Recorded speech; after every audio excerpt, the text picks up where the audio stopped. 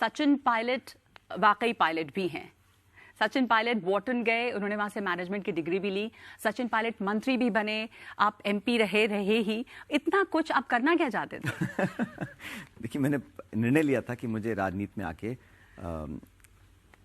एक डिफरेंस करना है। ये बहुत लगता है बड़ी फिलोसफिकल बातें हैं, लेकिन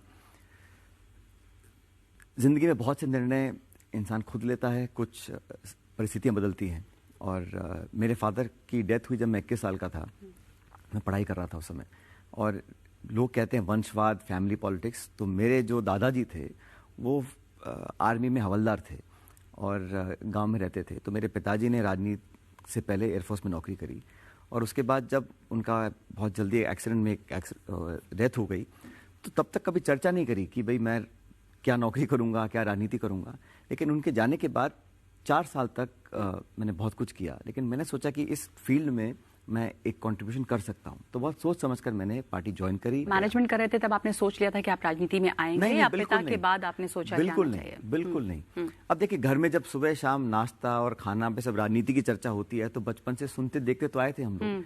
और मेरे फादर ने एक बात जरूर रखी थी कि कहीं पर भी हो, किसी पद पर भी हो, लेकिन अपने बैकग्राउंड से, अपने जड़ों से हम लोग बने रहें। ये उन्होंने बचपन से मेरे को, मेरी बहन को उन्होंने ये रखा था।